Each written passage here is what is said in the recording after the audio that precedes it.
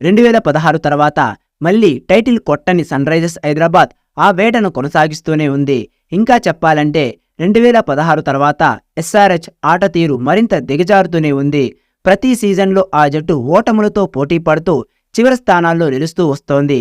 ఇక 2024 ఐపీఎల్లో కూడా ఆ జట్టు ఇప్పటికే 3 మ్యాచ్లు ఆడి ఒక్క విజయాన్ని మాత్రమే సాధించింది. 2 మ్యాచ్ల్లో ఓటమి పారైంది. ఇప్పుడు సిఎస్కేతో 4వ మ్యాచ్కి సిద్ధమైంది. ఈ మ్యాచ్ ఈరోజు హైదరాబాద్లోని ఉప్పల్ స్టేడియంలో జరగనుంది. రాత్రి 7:30 ఈ మ్యాచ్ స్టార్ట్ అవుతుంది. చెన్నై జట్టుతో జరిగే మ్యాచ్లో విజయం సాధించి సక్సెస్ ట్రాక్ పట్టాలని భావిస్తోంది ఎస్ఆర్హెచ్. డిపెండింగ్ ఛాంపియన్ చెన్నై ఈ సీజన్లోనూ పటిష్టంగా కనిపిస్తోంది. సమర్థవంతమైన ఆటగాళ్లతో అలరారుతోంది. అంతటి బలమైన చెన్నై జట్టును ఓడించాలంటే మెరుగైన ప్రణాళికలు ఉండాలని హైదరాబాద్ జట్టు భావిస్తోంది. ఇందులో భాగంగానే జట్టులో పలు మార్పులు చోటు చేసుకునే సంకేతాలు కనిపిస్తున్నాయి. ఇప్పటి వరకు హైదరాబాద్ జట్టు ఆడిన 3 మ్యాచ్ల్లో విఫలమైన మయాంక్ అగర్వాల్పై వేటు వేయాలని భావిస్తోంది. అతడి స్థానంలో రాహుల్ త్రిపాఠిని జట్టులోకి తీసుకోనుందని సమాచారం. రాహుల్ త్రిపాఠి తుది జట్టులోకి వస్తే అప్పుడు Abhishek Sharma, Travis head opening batting చేస్తారని సమాచారం. రాహుల్ త్రిపాఠి ఫస్ట్ డౌన్లో బ్యాటింగ్ చేస్తాడని తెలుస్తోంది. బౌలింగ్లో కూడా నటరాజన్ను ఇంపాక్ట్ ప్లేయర్గా రంగంలోకి దించనున్నారు. గత మ్యాచ్లో సరిగ్గా ఆడని జయదేవ్ ఉనద్కట్పై వేటు వేసే అవకాశం కనిపిస్తోంది.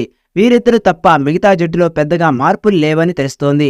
ఇక ఈ మ్యాచ్కి ఎస్ఆర్హెచ్ తుది జట్టు చూస్తే Rahul Tripathi, Travis Head, Abhishek Sharma, Markram, Klaasen, Abdul Samad, Shahbaz Ahmed, Cummins, Bhuvneshwar Kumar, Mayank Markande, Natarajan తుది జట్టులో ఉండే అవకాశాలుంది.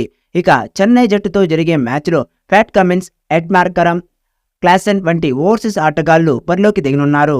వీరు రంగంలోకి దిగితే ఫిలిప్స్, జాన్సన్ వంటి వారికి అవకాశం లభించడం కష్టమే. ఒకవేళ హైదరాబాద్ జట్టు బ్యాటింగ్ చేస్తే అభిషేక్ శర్మ తుది జట్టులో ఉంటాడు. బౌలింగ్ చేసే ఇంపాక్ట్ ప్లేయర్గా రంగంలోకి దిగుతాడు. అభిషేక్ శర్మ మాత్రమే కాకుండా నటరాజన్, ఉమ్రాన్, వాషింగ్టన్ సుందర్ను పరిస్థితులకు అనుగుణంగా హైదరాబాద్ జట్టు ఇంపాక్ట్ ప్లేయర్గా ఉపయోగించుకోబోతోంది. ఇక వీరు మాత్రమే కాకుండా చెన్నై జట్టుతో జరిగే మ్యాచ్లో లోయర్ ఆర్డర్లో అబ్దుల్ సమద్, షహబాజ్ బ్యాటింగ్ చేసే అవకాశాలు కూడా ఉన్నాయి. వీరిద్దరూ ఇటీవల మ్యాచ్ల్లో అద్భుతమైన ప్రదర్శన కనబర్చారు. ఇక స్పెషలిస్ట్ పేస్ బౌలర్గా భువనేశ్వర్ కుమార్, స్పిన్నర్గా మయాంక్ మార్కండే మైదానంలోకి దిగనున్నారు. హోరాహోరీగా సాగే ఈ మ్యాచ్లో సన్ రైజర్స్ మళ్లీ విజయాల బాట పడుతుందా లేదా అన్నది చూడాలి.